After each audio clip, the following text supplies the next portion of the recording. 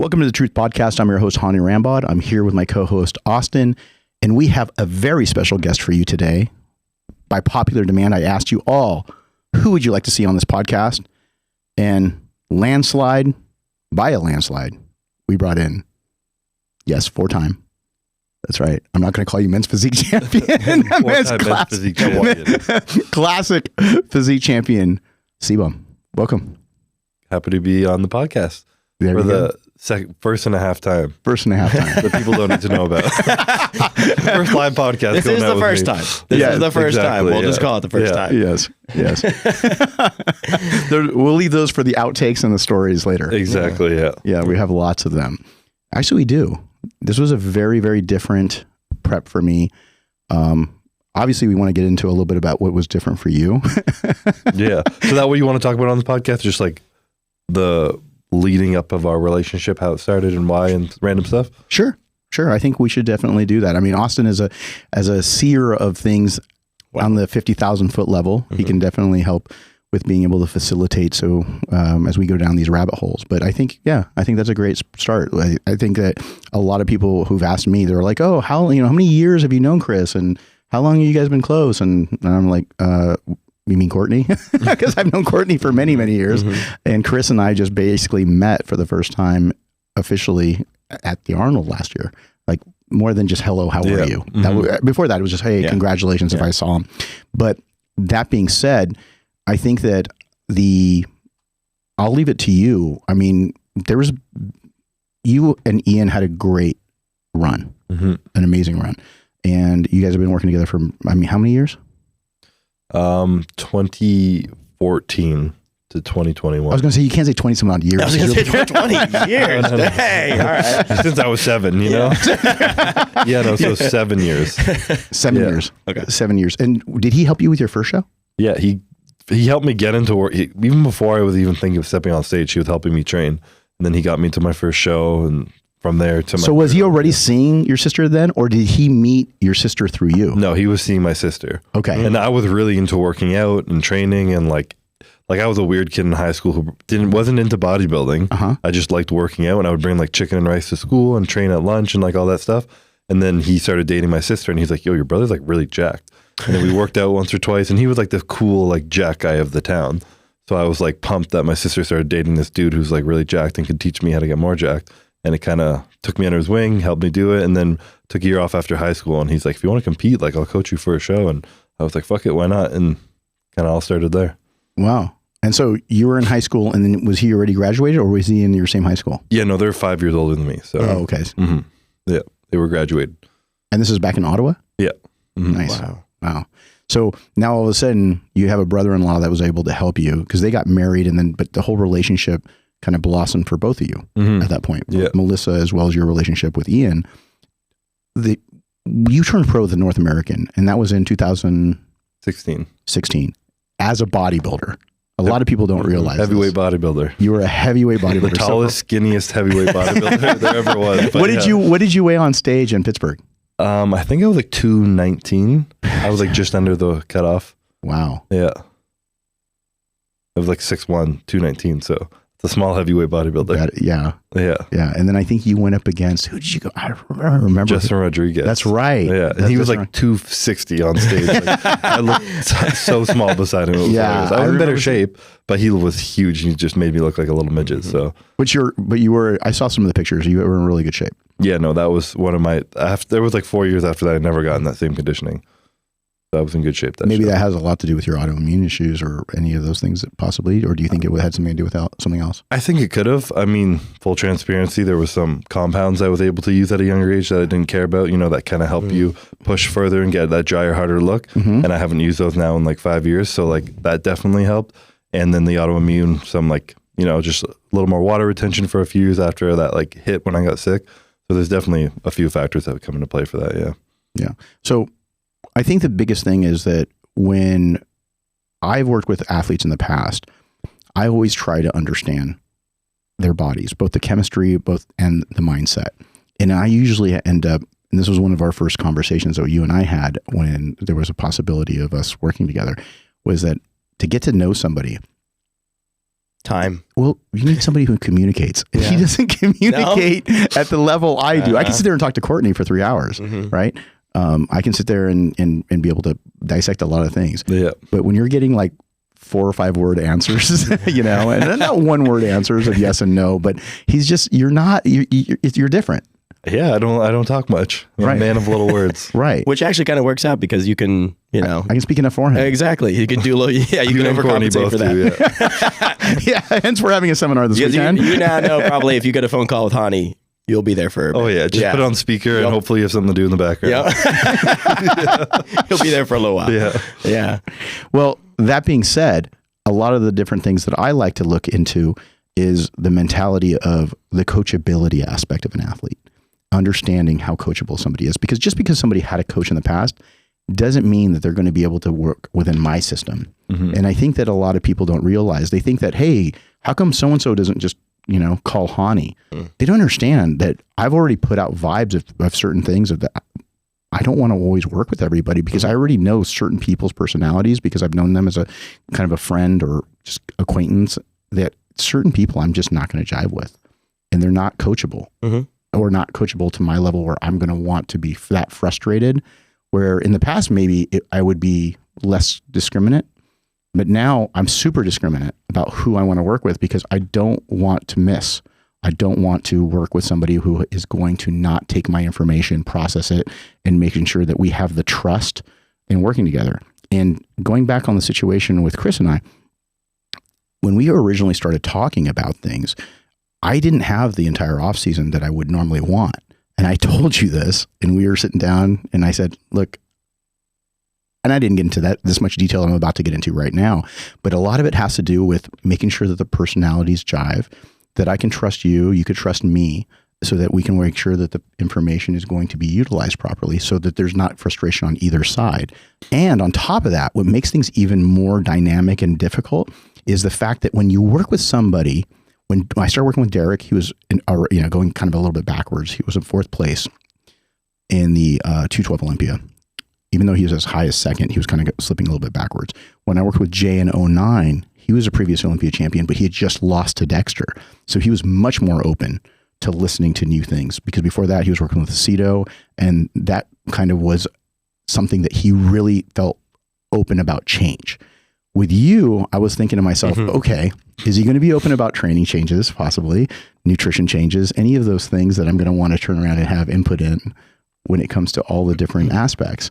And you've already had so much success. And I was trying to see, well, how much time am I going to need to be able to understand that so that you're not frustrated and I'm not frustrated?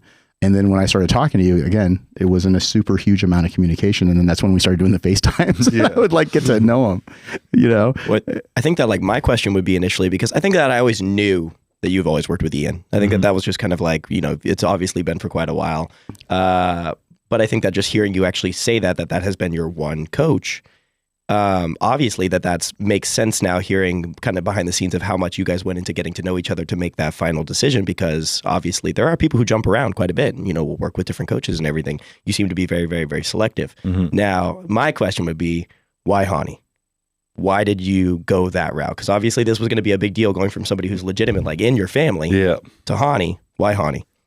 I mean, I'm a huge believer in things happen for a reason. And it was the timing of it was very perfect. And I was so torn up of who it was going to be. Because first of all, it came to the point where I was pulling away from Ian's ability to be a good bodybuilder. Yeah. He was competing at the Olympia and he'd be, competing Friday night, getting back at 11. And I'd be like, okay, well, then he'd have to tell me what to eat. I'd be up at 5 a.m. and it's that's really hard to juggle, trying to be competing in the Olympia and trying to, train 3-time Mr. Olympia. Yeah. So we got to the point where I had to switch coaches, and we both thought it was best for us, which was a very difficult decision. I was like, fuck, I have no idea who it was going to be. I was looking around top coaches, and I always have a very doubtful view, I guess, on popular people. I'm they're probably just there because they had a few big time clients, they probably don't actually know, they have people's good genetics, they got lucky, I just don't trust people like that. I'm I'd rather someone who's in the bushes, who you don't know of, who's really smart and really good and people don't know about for some reason.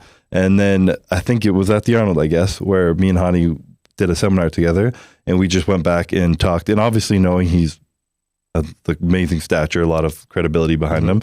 And we got into talking, and just the way he was talking about more mindset than bodybuilding stuff. And that's what I'm biggest on. Yeah. People know me. I care more about my mind. You know, I know how to train and diet, and I know I can learn more, and I know I can get better at that. And it's very like physical what I can apply to it, but learning how to like change your mental state and handle pressure. And like you said, like I've been winning for a few years, but am I going to choose to change things because I want to be even better? Or am I going to be stuck where I am and stay there, and then someone else might pass me? And like the whole games that play into being a recurring champion is a lot of mental game. Yeah. And we talked about a lot of that, and I was like, fuck, this guy gets it. You know, he dealt with champs before. He understands the mental side of it. And we wasn't even talking about coaching. We're talking about the changes you made with Derek, how much his mindset had changed and how much you'd helped him physically and mentally. And I was like, fuck, like, I don't really feel like I need the big change, but like, if I can get better at stuff I'm passionate about, then that's even better. And that was kind of like a trickle. And that was like weeks after me and Ian fully decided that someone else was going to coach me, that I just met him. And I was like, fuck, like that's a good coincidence, you know? And then Pittsburgh came around, and same thing. We hung out in Pittsburgh a little bit. Second time we ever met and talked, and it was the same thing. I got that same vibe. I was like, we just clicked, you know? I was very quiet. He talked a lot. I would like throw in like a question, and he would like go off on it, and it was telling me stuff that I was like leaning in, like super interested to hear about. And I was like, I want more of this. You know, I feel like this could excel me as a human, as a bodybuilder, competitor, everything. So it just like kind of trickled from there, I guess. And I was like, fuck, I feel like this could be the guy that takes me to the next level. And as much as I like didn't want to work with someone just because they were famous or they had popularity behind them, I truly felt like it was more than that. Like I talked to him a few times, and I have a pretty good gut instinct, and I was like, hey, I know this guy's not just for show. He's the real deal behind the scenes. So I ran with it. Yeah, I think that's actually been one of the most interesting things I like when people have asked. People always kind of will come through me and be like, what's the secret? Like, what have you heard about Hany'd's coaching? Like, what does he feed him? What does he give him? Like, if people will be asking me questions, I'm like, no, don't worry. But I think the most surprising thing that I've seen is it was really cool to watch peak week leading into the Olympia, which I know we'll kind of go back and forth a little bit. But the mindset thing was such a big deal, and it was so interesting to watch how you approached each athlete differently throughout the week. So Hany would come in for a workout, Derek would come in for a workout, you would come in for a workout. And you would even pivot for each person because you had an idea of, in the moment, this is what each person needs, like the energy level they need or the quiet level they need to. And that was like one of the most interesting things to see, is it had to be tailored for each because of how important the mindset was during that time period. So the official start date roughly was like, what, 14, 15 weeks out? I think that's what. Yeah, there was a little bit of a gray area right in that very beginning, because I think that it was still the work. I mean, the workouts were something that it was a question mark, because he's so used to training his, I want to train my ass off till I tear something method. It's worked. Yeah, it's worked really well till now. And for me, it was like, biomechanics and this and that. And did you say you started out with some FST7 workouts? That was kind of like one of the ways. That was one of the first conversations that we had, was just going over just the basics of when the prep, because when we started talking, it was originally, like you said, about mindset and just giving some information. And then when Chris came to me and said, hey, look, I'd really like to work with you, but I don't think you realize it's not just that. I really kind of want to work with you at that level. And it was, when I said, what that level, what do you mean by that level? And he goes, everything, like the whole prep. And that's when I was kind of taken back. And I said, well, let me get back to you. Yeah, you skipped the part there, but the first time we spoke, and I was telling you that what really clicked with me was like the mental side that I saw that he understood. I was like, we were like, maybe you could help me mentally with coaching and stuff like this. And he's like, oh, I'll be like, help you with your mindset.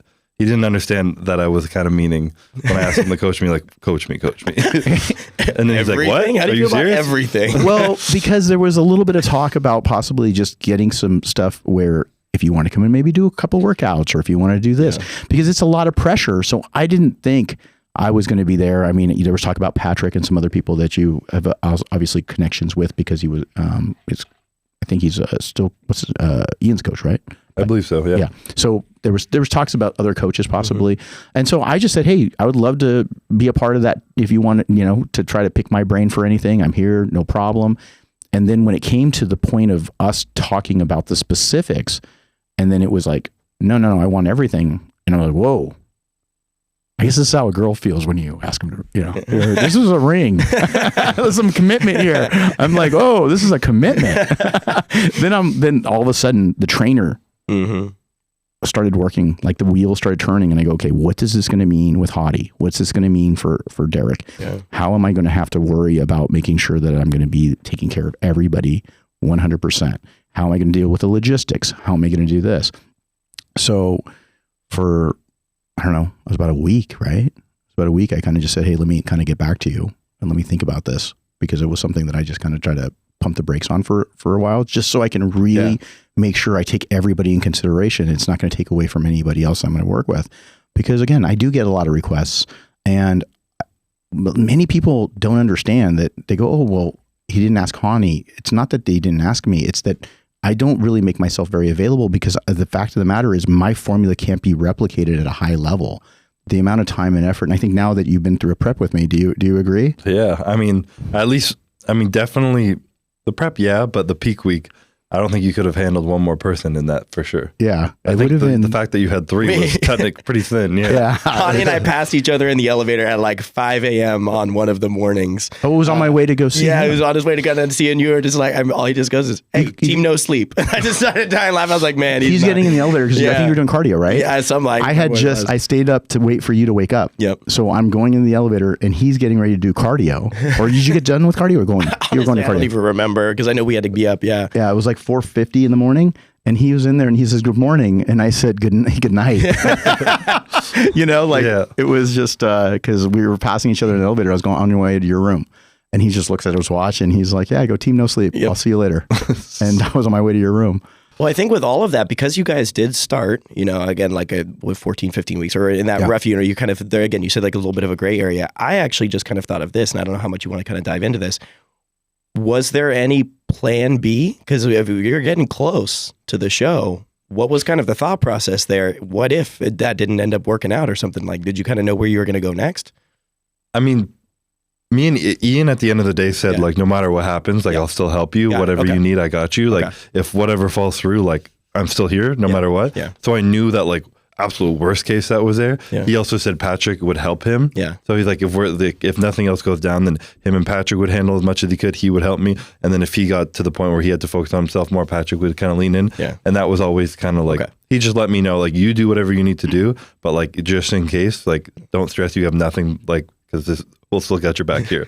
And I was like, okay. So I knew I had kind of had that, but it was still, we were pretty last minute. I was the one, honestly, who was like, I couldn't make a decision. Mm-hmm. And like you said, like, I've had one coach my whole life, and I'm pretty tight with people that I bring into my life, and you are too, and you know that now with me too. Yes. And I'm like, it was a tough decision for me, because this is a very thing, you're bringing someone deep into your life. This is a lot. This is the biggest part of my life. And it was only ever Ian before that, and it was always family, and that was it, I got like Matt and Calvin, and then family. Well, they are family now. Yeah. But like, that's our family, and that's all we have at the Olympia, and then this would bring someone new into it. So I was like, fuck, like, it's a big decision. So I waited till like 16 weeks out to even make the decision. And I was like, and then Courtney, it was honestly Courtney, she's on my ass. She's like, you need like a coach. You need a plan right now. You're literally just working out and eating as much as you can. Like, you need more of a plan than now. I was like, fuck, I know.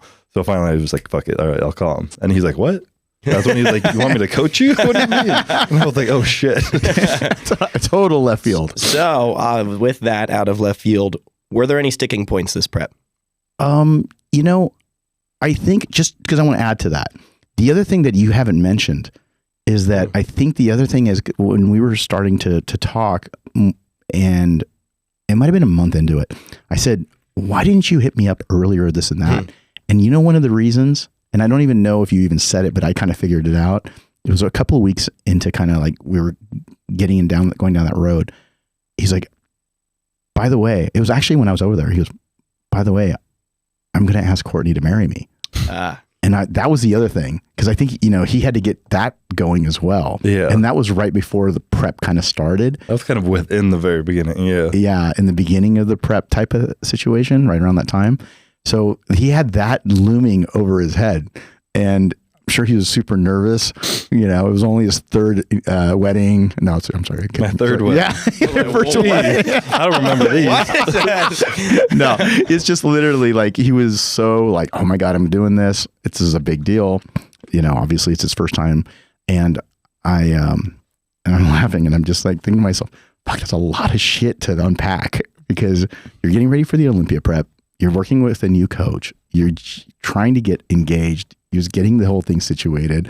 I mean, there's a lot of different things in there. And you can't have a dull moment, Never. Gotta spice it up.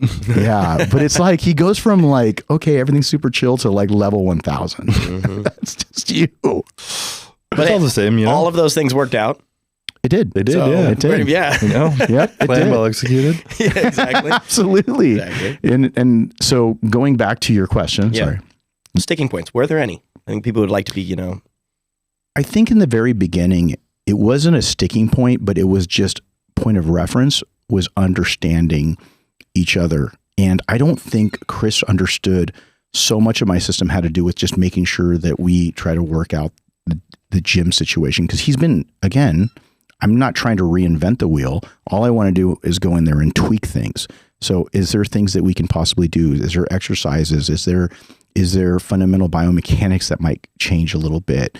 Maybe we can turn around and maybe take away a couple of those top sets, because he does have a history of tearing a couple different body parts. And now, you've strained your legs and whatnot. And that was the other thing. I think you had just strained your leg the last workout you did with Ian. Oh yeah, I think that was in the middle of prep. No, you announced the video. No, that was in the middle of prep when I hurt my quad. Yeah, it was right in the very, very beginning.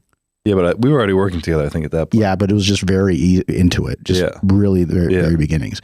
But that being said, I'm just always saying, okay, is he going to be open to trying some new things? And again, he's had a lot of success, so I don't want to reinvent the wheel.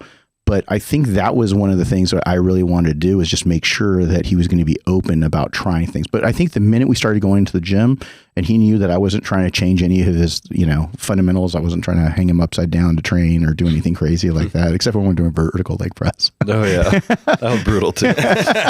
But when in general, it was things that I felt he felt comfortable with, but it was just those little minute changes that I think added up. And we were able to get better quad sweep. We were able to go into a lot of those types of things where I felt like some of those changes made some big differences on stage.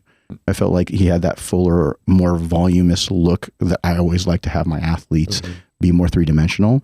And I felt like a lot of that, while being able to still make weight, while still being able to get that conditioning that we need and create that balance of size, separation, and fullness. And I think that was something that I really wanted to do. But in the beginning, I was really worried about that. I was worried about making sure that we can do this. Because even early on in the conversations, I go, no, I think I got my training. You remember saying that? Yeah. I think I know how to work out. I've been doing this my whole life. I've won 3 times. And I was like, yeah, but can we just, look at that? But he was open to it after. Yeah. I think it was just. Yeah, I came into it very open for change. And my mindset was straight up. And I told you, yes, I've won, but I have to be better to keep winning. I can't just keep doing the same thing. And I knew that. So I was fucking, tear me apart. And he did. Did you expect me to be as critical as I am or no? I think I did. You did? I kind of did, yeah. Okay. I mean, I can take criticism. I mean, I can throw it back at the joke too and hear it and just be fine with it. So it really wasn't that bad. It was comical. It was funny to be able to go and be yo, he's literally he's nuts. He'll tear everything apart. He will. That's what I've told people before. They're like, oh, what's it like working around Hany? I'm like, you could do something 99.9% and he'll go 0.1%. Yeah. Let's fix that. Let's work on that or something. And you have to be able to be all right, well, we're going for perfection. So we're just going to try to fix that one thing. And I think we even talked about it at the gym one time. There's just that Hany nod, just the head nod of it's not oh, this looks really good or good job. Won't say that, but he'll go. And you're okay, we're on track. Right, we're moving in the right bad, direction. yeah. It's just, exactly. It's not bad. That's the look I give. It's not bad. That sentence right there. It's not bad. Yep. Yeah. And send him a check-in. It's not bad. Yep. Yeah. All right, great. So it's not good. And the other thing is that we're going in the right direction. Yeah. I think that's the other one. That's a good line. Yeah. Yeah. We're going in the right direction. Okay. Very political. Yeah. Well, it's just never happy. Yeah. No, and I was used to that too because Ian was the same. Okay. I'd have the best check-in of my life, and he'd be yep, all right, cut carbs. And then that was it. I was all right, cool. It was always oh yeah, more cardio. And I was oh, damn, all right, I thought I'd get a refeed or something, but I guess not. But it was very similar. It was similar-ish. I rarely got compliments from him, so I was used to it. So would there be any key things that you could pinpoint that would be big differences for you, just as an experience? Doesn't necessarily mean better, worse, or anything in between, but just big differences that you noticed in this prep working with Hany. I mean, a lot of it was, I guess, just attention to detail. And I mean, it's totally different. Me and Ian being brothers and working together so long, it's we got to a point where it was a little bit more lax. He'd tell me what to do and I would just do it. And then whereas Hany doesn't know me, so he's on everything, every little detail, every little tiny thing, and learning me and learning what changes and just kind of adjusting things a little bit more. So just more intense attention to detail, I guess, at a certain point. But, different styles, different people, different communication styles, a lot of different things. Yeah. Yeah. Well, I also think that the biggest factor that I was really questioning out of the whole thing was your autoimmune, which I told you, I don't know anything about your autoimmune condition. Yeah. I've never had an athlete that has an autoimmune condition. I've never had an athlete that was going to have to be really just, I guess for lack of a better term, I go, okay, what does your doctor say? What's going on? You have to give me a lot of that prior information of what you've learned from your body and what you can or can't do, whether it's rest, whether it's training related and just making sure that he doesn't overtrain, making sure that he gets enough sleep, making sure that his body can't take in just even regular supplements. We got to be careful just not to go crazy like on creatine and just anything can affect him if his balance is off. Did you think about that at all? I mean, with saying, hey, look, I'm bringing somebody in and that probably doesn't know my condition. I mean, and that was why at the beginning too, and you asked me and I said that yes, and that speaking with Ian would be a good idea. Yeah. So, and you spoke to him a few times to kind of get the layout. Yeah. And I know, like, I'm not afraid to speak up and I know what I need for my body and I know my body very well over the past few years, especially in my huge focus on health. I know when I'm starting to go in a direction I don't want to be. I know when I'm feeling good or not. And I know, and I'll speak up and I'll say it. You know, I'm not many words, but I'm like, I can't do this. I will not do that. I won't touch that. And I'm very adamant on that. And you were just like, okay, yep, whatever it's health-wise, we're going to focus on that first and then do what we can under those guidelines. So, right. Yeah. And I think the biggest thing was, and I think I told you this, Austin, later on, that when we sat down and I said, what is the trigger or what should we look for when we're creating these guardrails? And you said, my ankles will swell up and my body will start to basically hold water when my body's autoimmune kicks in. Mm-hmm. And I said, okay, let's try to make sure that doesn't happen. Mm. And I don't think it happened once, right? No, it didn't. Yeah. So I'm like just as proud of that as a fact for sure. That, because that's one of the things where like, hey, let's make sure we don't trigger any inflammation. Let's try to make sure that his body stays in check. Okay. These are all the things that you have a list of, hey, look, I stay away from. Okay, great. Let's create everything around it.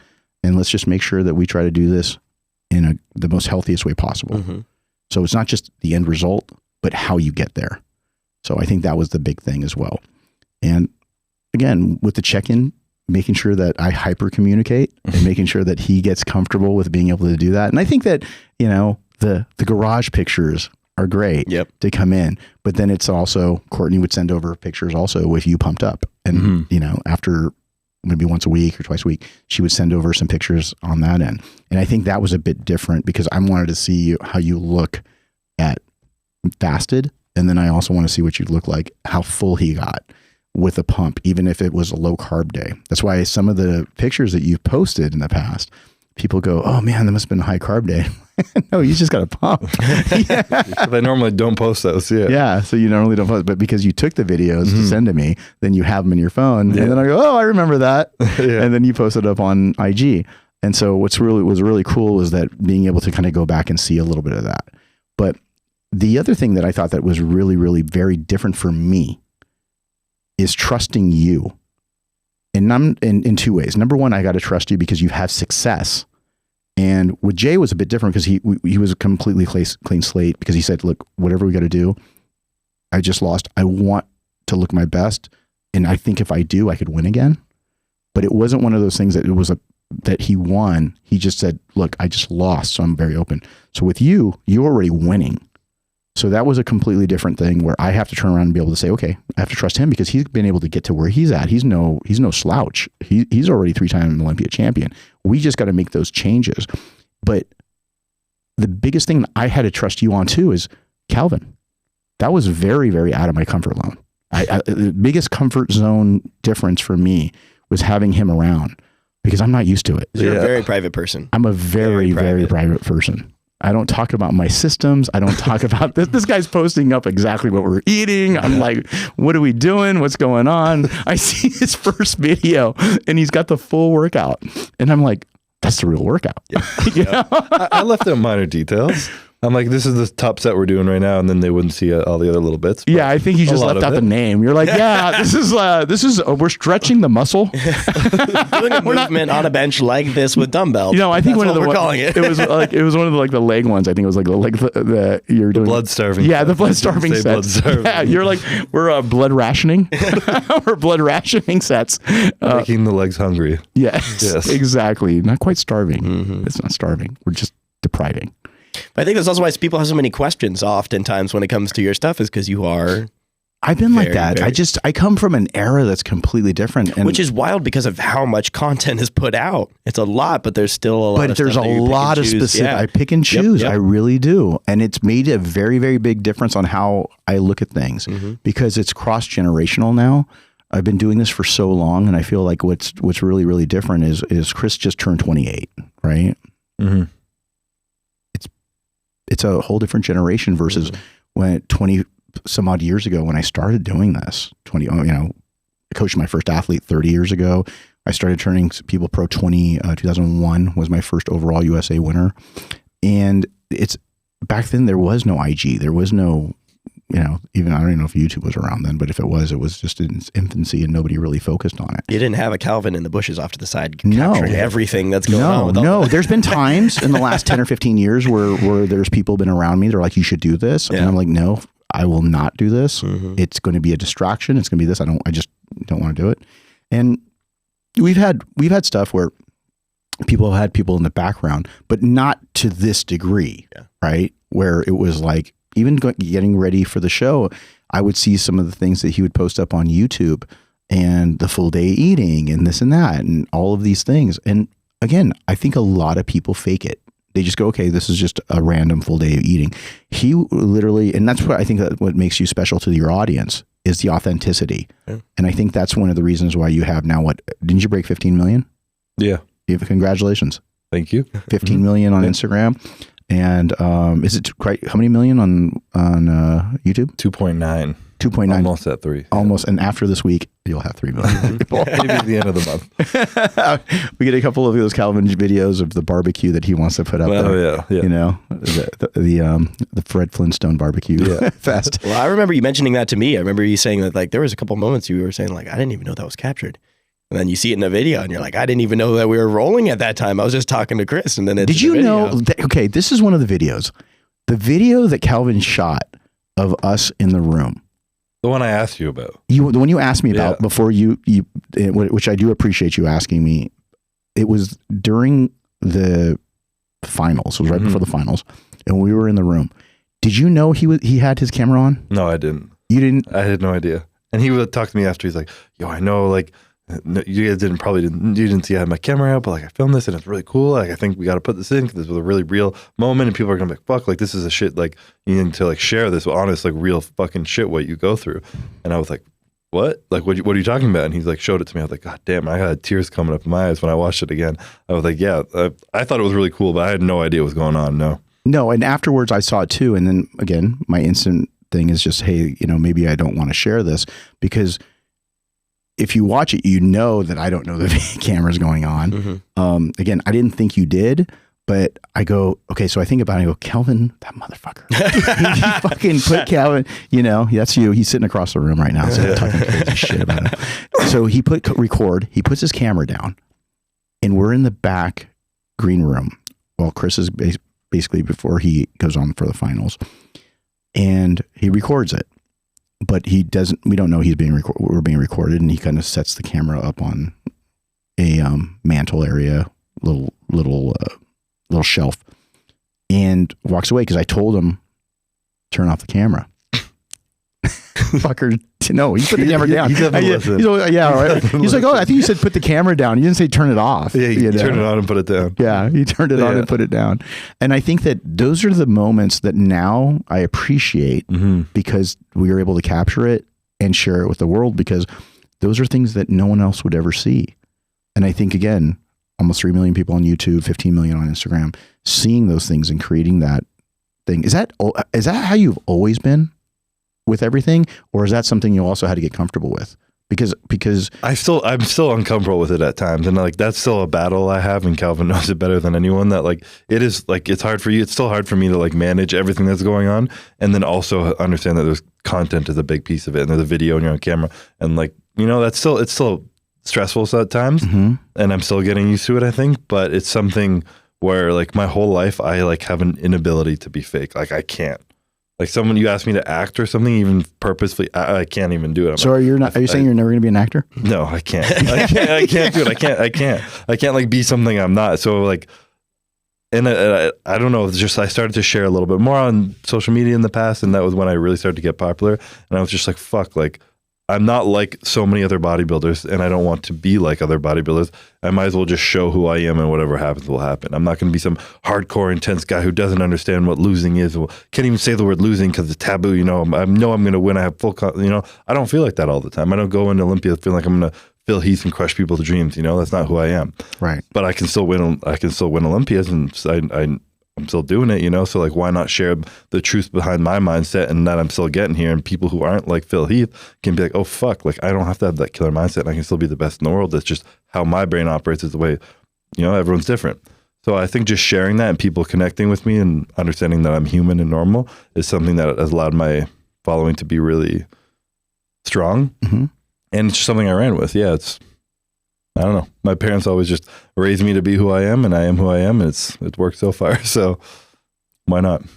I really, really admire the fact that you lean into it, because one of the things that I noticed is that every person, and I've talked about this in some of my seminars I've done in the past, but just little talking points, is that everybody has some type of trauma that it creates almost like a chip on your shoulder.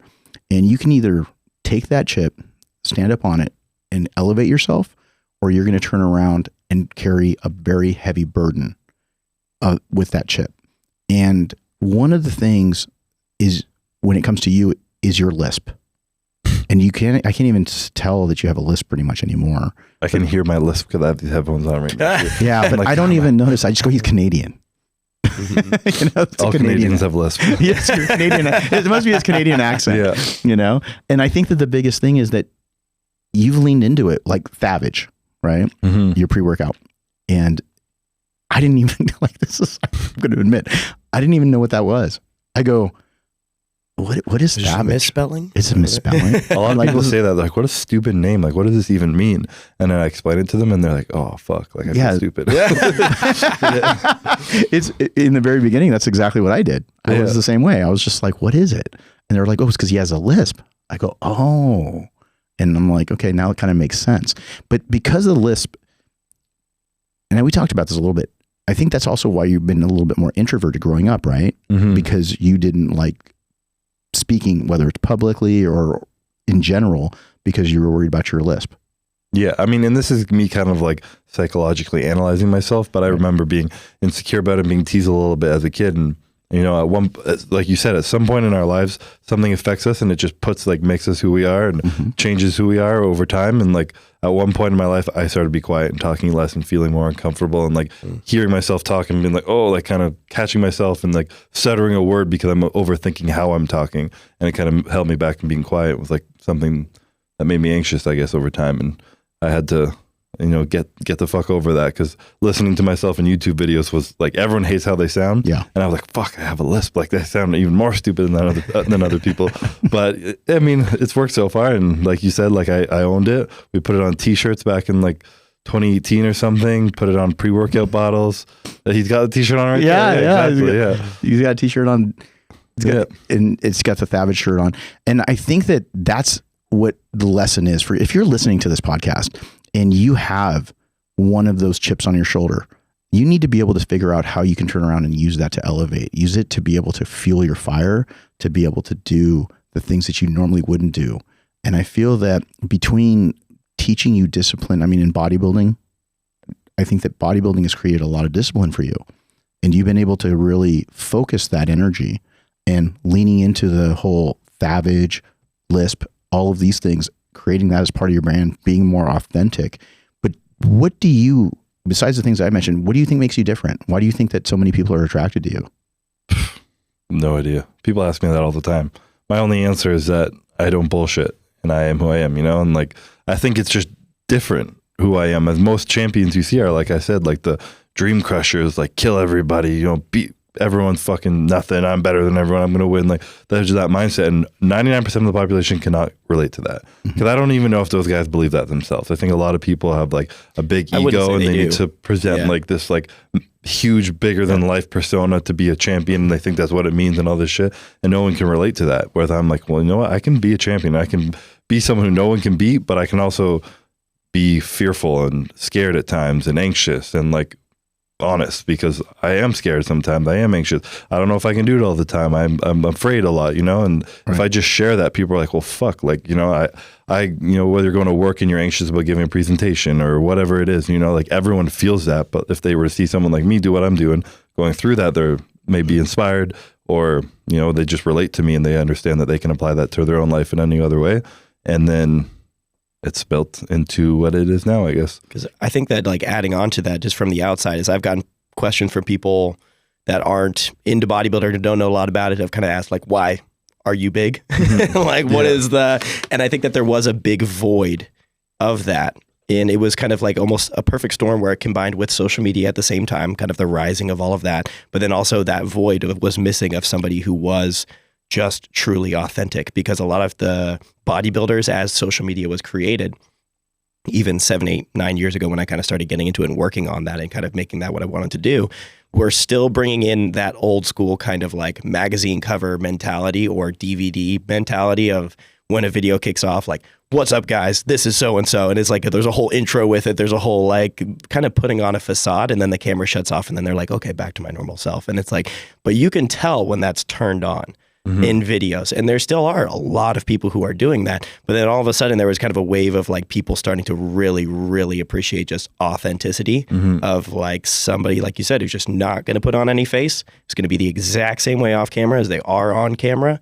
And like that was definitely, I would say, kind of fed into you in a way. But also like with the whole thing you're talking about with like the lisp, anybody who is able to lean into a potential insecurity or lean not only is good for yourself, but it just gives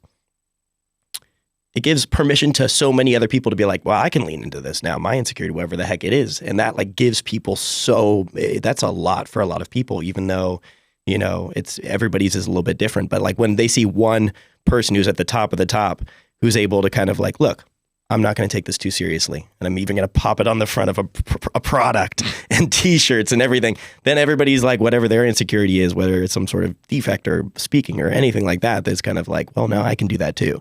And so I think it was kind of like obviously the perfect storm of a ton of things, but it's cool to see that you've used it for good in that way, because there's a lot of people who obviously can go different routes with a large audience. And so to be able to kind of spread good positive messages. I know that you're, you know, kind of this is bouncing back a little bit, but your speech after this last win definitely hit hard. Like that was a really, really awesome. You're like known for that now. That was good. You're like, what's the speech going to be? There's odds in Vegas. Yeah. Is the speech going to be this? Is it going to be that? But now there's too much pressure. Next year, I'm just going to be like, thanks, see you later.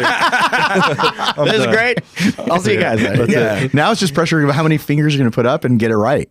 I know. I fucked it up. I know. Wait, did you mess it up this time? Yeah, there was a time. I did 3. I held up 3. Oh, man. It just felt so good to do this. It's so natural.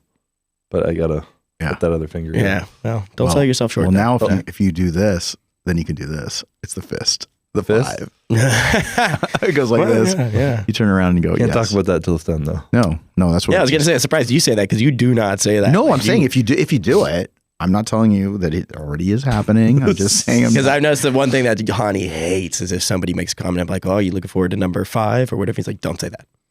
Do not say that. I'm the exact same way. Yeah. Like, don't talk to me about it.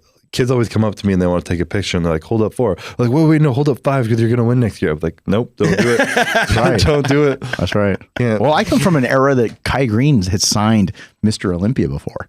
I remember somebody. Really? Yeah. We were in an event and I saw, wait a minute, because I had to sign the same poster and it said Kai Green, Mr. Olympia. Yeah. And I was like, or Mr. O or something. And I was just like, ooh.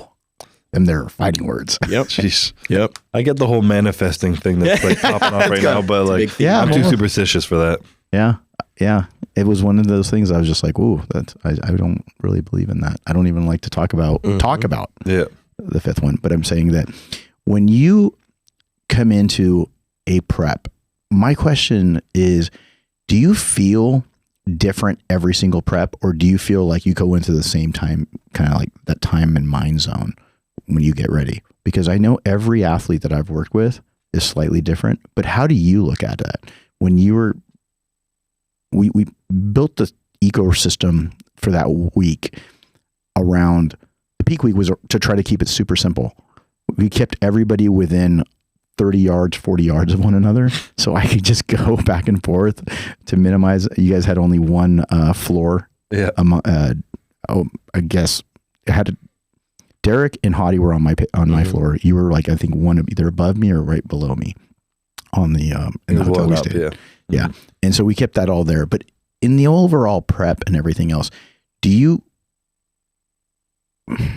guess my whole thing is you seemed more relaxed than from what I've heard, because everyone had come up to me before, whether it was Courtney or Kelvin or whatever, they're like, oh, he's definitely not freaking out like he normally does, or he's just, or less stressed. When you said that at some point in this prep too, and I'm like, I don't think I'm really ever that stressed. I've never exuded stress throughout a prep. I've always been pretty chill, but no, my mindset has definitely shifted over the years, because ever since, I mean, when I was a baby, I was just a baby and I was running into it, not even thinking. And ever since the year I got sick, that was like, hey, fuck, everything just changed. And that was 18? 2018, yeah. That was in the next year. I went into it and I was just afraid. I was like, I'm going to get sick again. Like, I don't want to, I was living in a fear and lack and being like, I don't want to get sick, rather than like, I am healthy and I want to do this. I was like, just fearful. And I don't like living in the thing of like not wanting something. I just want to live in abundance, like what I want, not avoidance.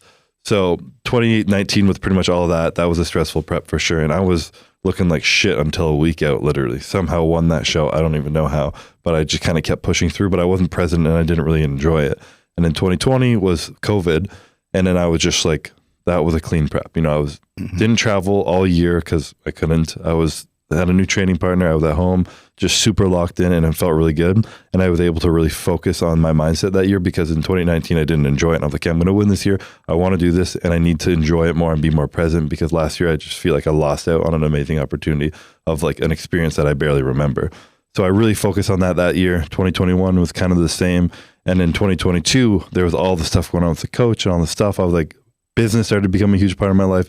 I started to be a lot more busy. I was like, I'm kind of getting older. I've done this a few times. Do I still want this? Do I still have the drive in me? Like, do I still love this? Like, it was kind of all over the place. And there was a little bit more fear and doubt at the beginning of that prep of like, if I was willing to do it. And I mean, I've always had difficult things to overcome every prep, and every year I'm like, fuck, like, I always say this. I'm like, I don't know if I can do that again, you know, when I finish and then I get to do it, I'm like, fuck, I got to do that again. Like, I got to be better than that, because I can't just be the same. Right. I got to be better. Like, I want to improve every year. I don't just want to keep winning, looking the same.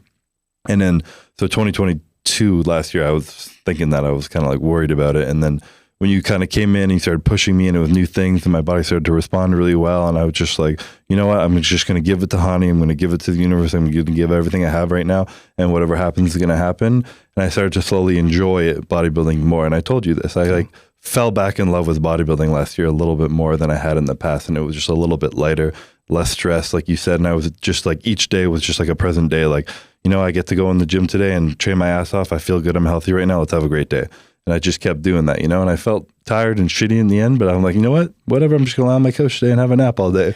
And I was just like taking it as it was. And I mean, as life should be, but like, we get in our heads, we overthink, we stress about things, we create issues, all these things. And this year I just kind of was like, fuck it, I'm just going to enjoy this. And yeah, I guess this year was a little bit less stress-free and kind of trying to relieve a little bit pressure off me and being like, I have to win the Olympia. And this is another thing I always say, like, I used to feel like I have to win, I have to beat, I have to do this, rather than I get to, you know, I have the opportunity to do something I love. This is a privilege, not something I have to do. And just that simple mindset shift changes your whole body language, your body chemistry, your stress, everything in your body, like completely. And I was able to enjoy it a lot more and be a lot more present this year, until the bicep tear. And then I got back in my head. I'm like, fuck, I was like, shit, everyone's looking at my arm. My arm was that's torn. Because of Kelvin. That's Kelvin's. That was Kelvin's fault. Yeah, his fault. He literally said to me and Courtney, I can't believe nothing happened during this prep. Isn't that what you said, Kelvin? He's like, I can't believe nothing happened. Everything's been perfect. Everything's been perfect. I can't believe it. And I said, you just fucking jinxed it. So can we dive into that a little bit? Sure. That was Tuesday that was said too. Yeah, That he was said that Tuesday? Yeah, that he said that yeah. Tuesday. And then I woke up Wednesday and I'm like, my bicep kind of hurts.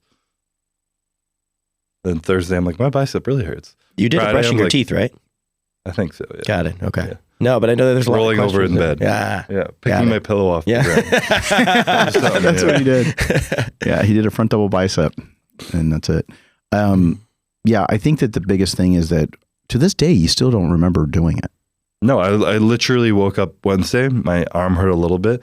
Thursday, my arm hurt a little bit more. Friday, I'm like, oh, it really hurts to pose right now. Like, I didn't even want to pose. I was like, I feel like I'm going to hurt my arm if I'm trying to pose right now. Yeah, you told me that's when you started to verbalize it was Friday, actually. Yeah. And then Thursday, I'm like, there's a little, or Friday night, I'm like, there's a little bit of swelling in here. And we're just like, well, like, can't do anything at that point. You know, you're going to be on stage in 12 hours. And then Saturday morning, we get that 5 a.m. when you were there. I was like, my arm's swollen right now. Like, it's fucked up. And you could see like a noticeable redness to it, and it really hurt to flex it. And I was just like, fuck, I'm fucked. No, so and I like lost my then? mindset.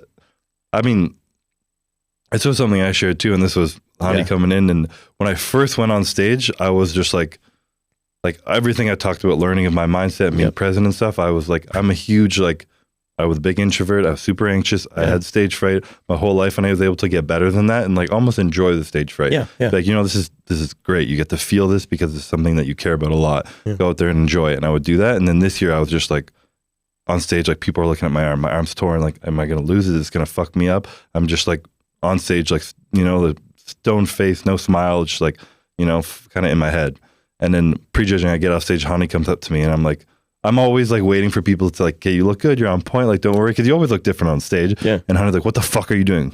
I'm like, what? He's like, what the fuck are you doing? It was like, so prejudging wasn't over yet. He had just gone out. I'd gone out once. Once. Yeah, It was just the initial. It was just the way everybody running through. The comparisons hadn't happened yet. Yeah. He had just come in. It was call outs, or what do they call that when they call you by number? Numerical. It was numerical call outs. And when you do, I believe you just done your 60-second. You were last, right? Yeah. Yeah. Yeah, I hadn't done that yet. Okay, so you just did numerical call-outs. Yeah. Yeah, so it was the numerical call-outs were done. So everybody's in line, and then they just do their quarter turns, and they'll just do some poses. Mm-hmm. And then he had come back, and then I'll let you tell the story. Yeah, he looks at me, and I'm waiting to hopefully hear, so you look good or something. You know, just like, what the fuck are you doing? I was like, what? Yeah, you never hope for that. What did I do wrong? Yeah. And then he like anger, and it's just sauce. He's like, smile out there, man. Like, enjoy it. Like, you've done the work. You're the champ. Like, you put in the work. You're here now. It's all the work's done. This is the part to enjoy. Go out there and smile and be present and like exude that confidence that you know you have. And I was like, fuck, like, you're so right. Like, I can't, like, what can I do about my arm right now? Am I going to go fucking drain it or fucking get bicep surgery? Like, it didn't look that bad, number one. Yeah, I was more in my head than anything. He's leaving out a very important part. I told him, now you look amazing. You look ridiculous. You need to be able to really portray the energy that you put into your physique on that stage for this millions and millions of people to watch through the internet, social media, whatever. And I felt like he was just really downplaying what he had. And that's when I said to him, what the fuck are you doing? Like, pretend like you've been here before. Yeah. Come on, damn it. I mean, what people don't understand, and like what I got really good at, which is why I was even more mad at myself this year, is 2020, that year where I got out of my head and I enjoyed it. People were like, his confidence up there, like your eyes are on stage and you just look at Chris because his face just looks like he's already won. You know, he believes like that confidence. But whereas I like, you could see the doubt in me this year. Yeah, so because that's part of having a trauma or an insecurity or something like that, is though you can work on it over the course of years. If it's something that's developed kind of deep down, one little thing, it'd snap you back to being a kid again. And all of a sudden you're back there thinking like, oh, I don't look good, or things like that or whatever. And like what you said, like there was a bunch, because of you going last, as I was sitting there were people crossing the stage like, oh, that guy looks good. That guy looks good. I'm like, all right, wait. And they're like, oh, that guy looks really good too. And then as soon as walked out last, it's like game over, done. Even with, the thing, but of course knowing that's there. That's all I was thinking You're about. only going to think about that. Like everybody's looking. Nobody even looked which is at it. crazy that is the coincidental that leading in through prep, people were speculating. Yeah. That there was something. The picture I posted here in Absolute Recon. Yeah, people were speculating about the bicep, and it just. But it was the other arm. Yeah. So it's crazy. It's crazy. They try to will it. They try to literally They manifested it. They manifested it. That's why my wife has those evil eyes everywhere to try to like block out the energy. I was drinking out of the mug the whole prep. I know, but we need to get you one to take home. I guess so. Yeah. Yes, we're gonna get you one to take home the minute you left. So that had to have been pretty uncomfortable up there, I'm sure. I mean, but it had to be pretty painful while you're, hitting poses and flexing. They posed you guys pretty hard. It hurt. I mean, when you're up there, you have so much adrenaline. It's like, whatever, it's a little bit of pain, but it was more so just like the mental, pulling me over there that it was doing. So it was, I don't know, a battle, I guess. And then after prejudging, going back and laying down, I like had a headache. I felt like shit. I was like stressed. I was just like, didn't feel relaxed. I tried to lie down. I was sitting up. I was going on my phone. I was just like, I couldn't even lie down. And my arm was just like getting bigger. I'm like, and then wasn't usually that's a good thing, but not in this case. No, it wasn't actually that dramatic. It got a little bit more swollen, but in my head, I'm like, hey, now it's really fucked. So I got back in my head again. And then I guess that night show and that video that Kelvin had that we were speaking about earlier is the next time where I was back in my head later at night and I had this headache that wouldn't go away and I just like didn't feel like in it, and he came back in and gave me another one of those Hany speeches and kind of slapped me in the face. I'm like, yo, get your fucking shit together. Go out there, own this shit and enjoy it. I'm like, yeah, I got it. Yeah, he did. And then when he got up on stage, even after prejudging or during prejudging, when we had the conversation, you saw him get back out on that stage and he was just ready for battle. It was awesome because you could see it in his eyes that he just gives you that little smirk. I'm sure we'll get Tim or someone to post up the picture. He's got this little smirk. You know which one I'm talking about? And you're like doing that side chest. And it just, everything was on point. Fullness, conditioning, the dryness, the separation, everything. I was really proud of that. I feel like that was the shot for this show that I was kind of like, I feel like last show, it was back for the previous year's back, like the back double from the back double. But looking at the side chest transformation to the, was gnarly. Yeah, that was wild. A very big difference, especially through the detail of the quad sweep to the glutes that were rolling up a little bit farther up. Yeah. Really good, consistent thinness of the skin through the entire physique. Again, I sit down and I break down everything 10 million times over with a microscope. And I felt that between that and I felt that roundness, the muscle hydration, keeping that muscle really, really full and being able to really hit that front lat spread, it was that shoulder to waist ratio and then the sweep on the quads I felt was really, really I was really happy with. And then when you hit your back double bicep, glute, hamstring, fullness from the quads, from the back poses, create more of that X frame, which I really liked. So again, me going through and breaking everything down, your arms have never been your strong point, but I didn't feel like even with the bicep tear, it wasn't that dramatic. I mean, obviously if it was like more Dorian style where it was torn off the bone, origin, and then it would have been a bit different.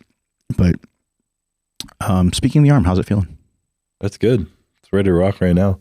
I've been blasting it full of peptides and stem cells, and I took 8 weeks off the gym, so don't laugh at me when I'm weak at the gym today. But, I saw the last video. Calvin already forwarded that to me. Yeah, Calvin literally was like, I sent the video to Hany saying, you can only bench 225 for 10. He laughed at you. I'm like, great. And snowboarding helps with it, though. Snowboarding helps. Yeah. Gets things very good. That's another thing. That's I know. I heard about it. That's why I want to throw it in there. Yeah, snowboarding. I'm like, okay. I gotta live my life, I hear you. He's just over here shaking his head. That's why a lot of professional athletes are not allowed to do a lot of those things. They can't go around on a motorcycle. You can't be able to go out and do snowboarding. They don't want you to get I sold hurt. my motorcycle at least. I didn't even know you had one.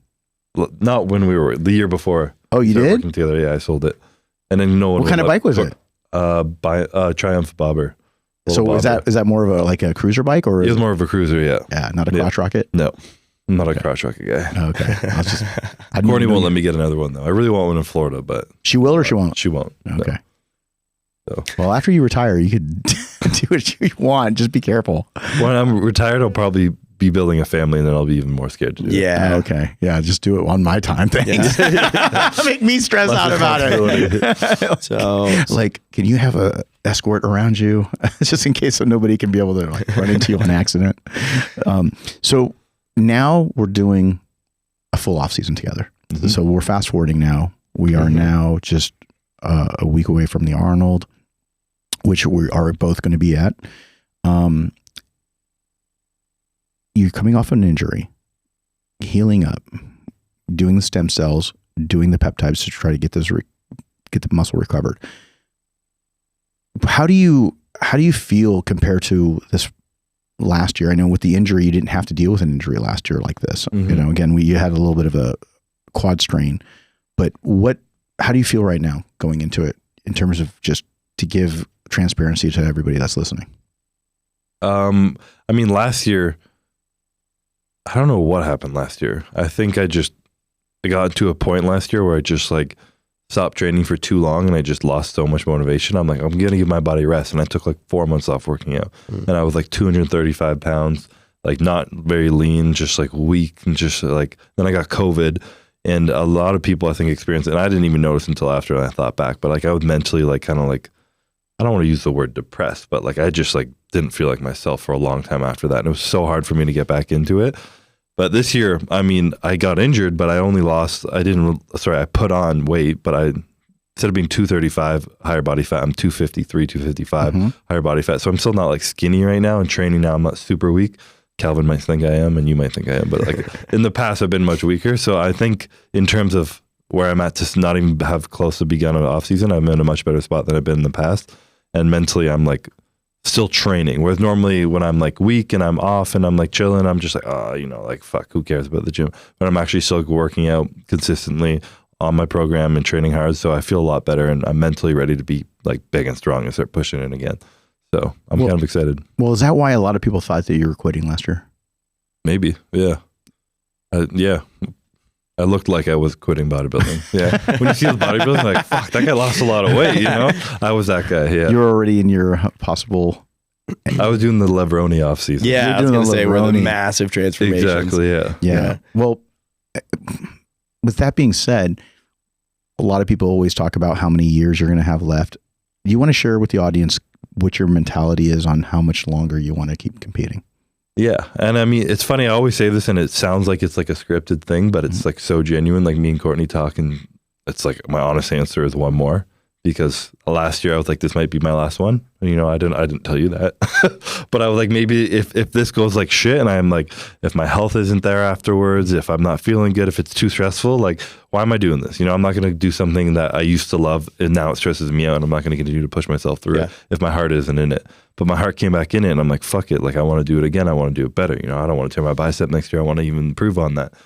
So I know I have at least one more in me. And after this year, same thing. You know, if I'm like, fuck, I'm done, I'm like getting out of here, then I'm done, you know? And I hope that I trust myself enough to know that it's time to check out, because my one goal I have with retirement is retiring on top, you know?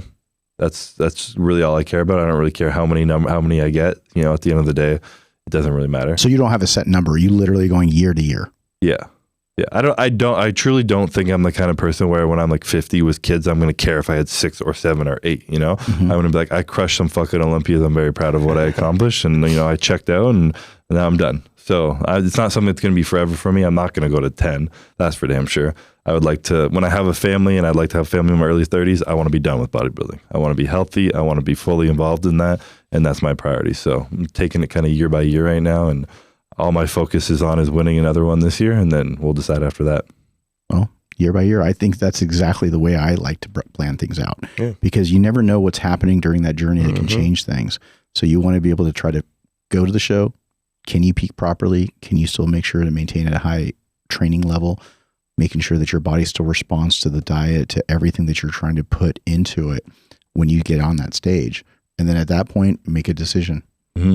Yeah. Make a decision. It's so good I'm to not have a plan sometimes, but like, you got to be ready that life's going to throw some shit at you, and you can't really expect to know what's going to happen in the future. I feel like that's when somebody asks like, oh, how many kids you want? It's like, I don't know where I'm going to be. Don't know what's going to happen next year. Don't know where you're going to be with your spouse. It's fun to throw out a number or whatever, but like, people are like, I'd like to have 2 kids. I'm like, well, you can have 1 and then triplets. You know, it's like, you don't know what's going to happen. And that's why it's good to just take things incrementally. And because I think anytime somebody throws out a number of like any sport or whatever, I want 10 wins or I want this, I'm like, okay, well, you don't know where you're going to be in 6 years. Yeah. Like, I feel like that's just such a huge like ego thing of trying to have more wins than someone else. And then you're just comparing yourself to others rather than choosing a goal for yourself. Exactly. And I don't know if there's much satisfaction of that for that in the end, because it's not really for yourself. Well put. I think that right now also your life has changed a lot because, as you said, last year, business. So let's talk a little bit about business real quick. On your business schedule, what do you look like in terms of your scheduling? Because, I mean, when you and I spoke earlier in the year, I think it was like maybe the second week of January, you're like, bro, I got to go to India. I got to go to Dubai. I got to go to Uganda. I don't know. You were No Uganda trips. We were going to go to Japan, but that one got canceled. So. Oh, it did? Yeah. Okay. I think. We'll find out. And right now you're here in Dallas, and we are going to train. We're going to kick off our off season here, and we're going to also get to do our seminar. So depending on when this launches, maybe we're just a couple of days away, and the seminar is already sold out. It's been sold out for about a week. But what I wanted to say is we got a lot of different things going on. You have things going on. I have things going on. But for you specifically, you have Raw. You have your own personal brand. You have something else that I think you want to talk a little bit about that that's in a can. Oh, Bum Energy. Bum Energy. We got the CEO sitting on the couch over here. He's handling all the stress of that, luckily. So, and there have been a lot of issues in getting that going. But I just Calvin's the new CEO. Maddie. Oh man. Yeah. No. Yeah. We have a lot of projects coming up this year, and there's even more than that. You know. Did you bring any? They're not. Are they going to literally being run right now? Are they going to ship some? Try to get them FedEx. Man. Get on the phone, Mr. CEO guy. Shoot, I didn't even know about that. They're not done yet. They're literally running through the machine right now. They had to go to Philadelphia 2 days ago to taste them and make sure all the carbonation and everything was right. But was it good? You solid? Sponsor of the Truth Podcast. That's right. Best thing you'll ever taste. That's it. We should. We'll just put it right in the middle. Right there, right in the middle, right there. We'll edit one in, superimpose it. Yeah. Yes. But yeah, I mean, to that point, I have a lot of very good partners in my life. Yep. Matt does a lot of my personal brand help, and Dan's helping us with a lot of stuff too, and he's doing all the energy, and I have like Dom with Raw and Calvin with all my content. I have an amazing team of people who I couldn't do anything I'm doing without them. So yes, I'm busy, but I know I can delegate a lot of the difficult shit to them, then they can get that done, and I got to get done what I need to get done, which at the end of the day is kind of building the brand that's going to help them and being Mr. Olympia. You know, top line thing I got to focus on, because if I pull focus away from anything, you know, I have a lot of help that can come in. But if I pull focus away from bodybuilding, I'm losing the Olympia. So that's kind of got to be where my priority is, especially at certain times of the year. And I mean, you were kind of like yelling at me for going into the warehouse a little bit too much last year, but at like 4 weeks out, they didn't even see me. I think it was 4 weeks out the Olympia until I came back 2 weeks post Olympia. I didn't even go in because it was just, that was my focus. I couldn't. We moved in, it was like a 35-minute drive away, and I would I'll fall asleep if I drive that far. Yeah. So I would go do my morning cardio, lie on the couch, fall asleep, eat, train, sleep, eat, cardio. I could hear it in your voice. I could hear it in your voice when I know when you're really, really tired. And sometimes in the past where I could work people through because they're used to it. Like look at Hany. Hany's a great example, right? Hany, I have to tell him take a day off. Hany's a freaking machine. He is ridiculous to watch. Animal. Yeah. Hany is a fucking animal. They call him a wolf. He literally is an animal. You have to be able to grab him, pull him away, because he just wants to just keep tearing. You were fighting him on that last leg day where he just kept, we were in Vegas and he just kept plates. He's like, no, I'm doing more. No, I'm doing more. I was just like, how is this guy doing this? And I just had to tell him. I mean, you worked out with him. Yeah. Yeah, I was dying. That's why he said to me, he looks at me and he was like, Chris, you know, he goes, Chris, train hard. Got the respect this of the wolf. year, yeah, you will be his best. And I was like, and this, you know, like the Chris part is exactly the way he says it. The rest of it is all in Farsi. Yeah. And he says to me, he goes, because he saw you pose, and he's like, yes. And it's just man of not many words, but he's just like, yes. And he goes, he trains hard. He goes, I didn't expect him to train that hard. Which is like a good thing, right? Yeah. And so you know he was making fun of you the whole time. Yeah. Well, it's funny when somebody who doesn't speak your language and who's deaf makes fun of you, because it makes like, you know, that you have a deeper appreciation of people talking shit about you. Yeah. You know, and then he's very good at talking shit with his eyes and his He is. He can express a lot with just his mannerisms. It's pretty funny. Well, and the craziest thing about it is you guys both ended up winning the Olympia. Yeah. Right. I mean, you already had won and he had not even been in the top 2 yet. And for him to be able to come in and be able to do that. A big jump for him. Yeah. It was a big jump for him. And for you guys to be able to get that energy for one another and have the camp here for that week, 5-6 days you were here and then the 6 weeks he was here. I think that was really cool because it really shows, we haven't really talked about that dynamic, but it really just shows how much I think it helped elevate both of you to a degree. It was a cool, unexpected collaboration. Yeah. I feel like you just would not expect you two to end up training together and spending several days training together. It was just like cool and random to watch, but it led to some really entertaining stuff. Yeah. I'd go back and call it Derek and I'm like, oh man, we had some really good sessions. He'd be like, man, I wish I was there. Next time we'll bring Derek. Yeah. Next time we'll definitely bring Derek. And I think that the biggest thing now is just saying, okay, well, let's be able to get this off season done while we're still working, right? I have a lot of things I'm working on. You have a lot of things you're working on, but at the end of the day, we still have work to do to be able to go through and try to be your best ever. So the very common question, which is sometimes you can roll your eyes out with it, but are there main key points focused on for this off season? Improvements to be made? Well, we have a guest here. I can always answer that question, but I'm going to let you do that. I have this person who tells me what to do. I think they call him a passing coach. it back and forth. Somebody give me an answer. What are the improvements we're focusing on? What I would really like to do is really make sure, number one, get his arm back to 100% quickly as possible. We're going to do, actually, what body part are you on today?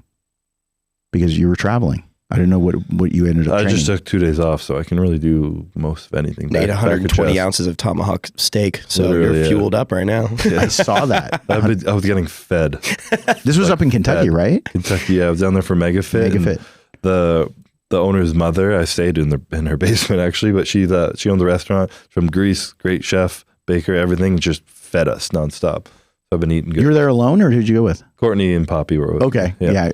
Oh, is that what she was eating? The tomahawk in the plane? Yeah. She posted that on her social. Yeah, Courtney was just eating tomahawk with her bare hands. Out of a Ziploc bag? Out of a Ziploc bag, yeah. We left and she was just giving us food. I'm like, all right, we'll take it. That's awesome. Yeah, well, and shout out to MegaFit for sponsoring our seminar as well as Young LA. Raw, we're doing stuff with Evogen. We're doing some really cool giveaway stuff for both of us on the product side. But one of the things is that I wanted to focus on for this year is trying to get his back more three-dimensional. I feel like he has so much real estate because he's 6'1". And so when you're 6'1", and being able to create a lot of that, what we call more separated and knotty muscle. When I say knotty, meaning knots, not knotty being like bad. Yeah. Like this. Just pick it up on that. Yeah. Is that we want that separation.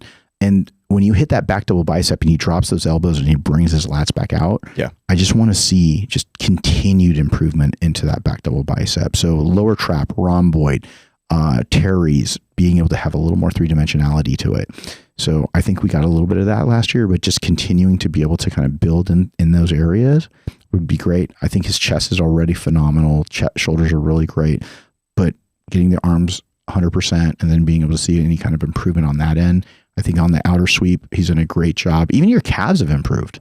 They normally improve and then they disappear at the end of my prep every year. But they're I saw earlier when he was walking over to the restroom when you stepped out. When I took my 8 weeks off, I was doing some calf workouts. So were you just training calves? Well, they stayed full, but I also think that some of those things have really stuck. So we're getting ready to do our first workout of the year after this. So we're going to be able to also shoot it, be able to put some stuff up on YouTube, and be able to show everybody the kickoff of the 2023 season. So what's on the agenda for the first workout? Well, I think once we get there, once we get there, we'll figure it out. Another thing we spoke about that you mentioned and we're both on the same page of is now that I have a weight cap and I've been at the same weight for a while, and I normally get up to 265 and I'm really pushing food, and as Hany said, I had a very fat ass last year. He kept saying my ass got too fat. So, Courtney really likes that, but he didn't. So the goal this year Sorry, is... Court. Sorry. She won't be happy. She doesn't like it when I'm skinny. She wants me to be fat. Yeah. But the goal this year is, I think if we stayed around 255 and just like got myself leaner, 258, kind of stayed in there and kind of brought food up and down rather than me just pushing food and kind of just seeing how heavy I can get, really kind of monitoring my body fat percentage throughout the off season, so I don't have to have a stressful or big of a push during prep, then I'll be in a better place when I start prep, and I'll be able to keep training hard and keep more food in throughout prep, and then keep pushing, and I think maintain some of the muscle that we're going to hopefully build this off season. So that's always been the fascinating thing to me, is when somebody is pushing for that weight cap, but still making improvements on that. It's always been fascinating to watch that process. Yeah, we were only down about 2 pounds, 2.5 pounds below the cap. So I think you weighed in around 237, 238, right? I think it was like 237.9 or something. Yeah. So you're just 2 pounds below. Yeah. And one of the things that I always get questions on, and I'm sure you do too, lots, is that when will Chris do an open show? Because you've teased it quite a bit, and more recently now than ever, about possibly doing an open show. Let's talk a little bit about that, because I think there needs to be a little bit more clarification, because people go, oh, maybe he can get an invite to the Olympia. Imagine that. Imagine that. Just pull out of the Classic Physique and go in the open. That's it. That's it. So tell me about what your mindset is with that, how it was before, how it is now, and what is your mental stance on getting ready for an open show? I know you've talked about it. You even teased it a little bit when we did our seminar in the Arnold last year, but where are you with that? So as I always say, I would never push myself on certain things and train at a certain level and do anything throughout like a year or 2 years time to be in the open. Like, I don't want to push for a year to be in the open, but I would love to peak for an open show. You know, maybe 1 year if time allows it, my health allows it, and we're just like, I'm in shape post Olympia or something. Because even last year, and I was thinking this when we were talking about peak week, we were still so conservative. Like, I had no sodium, not no, but it was really none. A little bit in like, no, you mustard. had some, tiny little bit. Barely. But like, I didn't have like a burger and fries and a sodium load where I'm I'm so full right now. It was like, all right, like, you know, like 10 milligrams of pink Himalayan salt on this meal, or a little bit of mustard. I had my little crack scale out where I would like sprinkle the salt on. He's like, put it on the meal, you know? He's like, it's all I got. I was like, can I load up some salt? And he's like, nope, you look good. Why would you change it? I'm like, yeah, fair enough. But like, I'm curious what it would happen if we fed me into a show and really like blew up. I would lose some lines. And it wouldn't have looked good for Classic. You know, I had to come in really lean because everyone's lean and have a weight cap and all that stuff. But to really see what my physique would look like, if for like 2 weeks we just fed me up, pushed the limits, carved up really heavy for it, and I stepped on stage at like 248 maybe, you know, like. And you're going into it with a completely different mindset. And you're not going into for fun. Yeah, exactly. Yeah, you know. Yeah, just like so a local not an show. Olympia type thing, but just not a big show, but something that would just be a basic open pro show is what you're talking about? Maybe, yeah. Who knows? Or this year, you know, whatever happens, it will be happen. The next year, I'm like, I'll do the open, and then I'll ask for a special invite. And now you're just throwing things out. You're just stirring the pot. Wow, the pot has been turned upside down. I wasn't expecting that one. I have said that if the Arnold moved to 3 weeks post Olympia, I would do the open at the Arnold. Next year, yeah, but it's not moving though. So that's well, why I'm going to keep throwing that out there until they do. Okay, or I just won't do it. So there you go. Listen, Brian Powers, you're out there listening. Move the whole Olympia, move the Arnold Classic. Oh my God! So yeah. I think you're kind of half serious about it. Yeah, we'll see. I can tell. You know, most of the time I can tell between him joking and being serious. And right now, there's definitely some serious nature to that. We'll find out, I guess, later this year or next year. Who knows? You could be like, hey, honey, we got to have a conversation. We gotta figure out Spice it up a little bit. Spice it up a little bit. Yeah. Ooh, that would definitely throw some spice on the barbecue sauce. I can see the videos being made now. Lots of Chris moving open. Oh, that's it. That's it. You're going to have to definitely... We're going to have a conversation. Yeah. Now you got my wheels turning. Be like, okay, we're going to have this conversation. That's on that note. Yep. On Good that way to wrap it up. Yeah. The great way to wrap it up. Yep. So again, let's go ahead and we'll keep everybody in the loop on everything we're doing. We're going to try to be really more consistent with the podcast. I appreciate everybody hitting me up saying how much they enjoy it. So make sure you smash the like button. Make sure you go ahead and comment. It helps the algorithm. It tells people that you do like this content, and share. So again, thank you so much for coming on. I know we've been talking about doing this for a long time. Yeah. Finally. I appreciate it. Thank you for having me. It's good to be back in Texas. Had to get some workouts in and do the seminar and have some fun with it. So let's get ready to crush. Yeah. Yeah. Hany, Rambod, Austin, C-Bum, and that's the truth.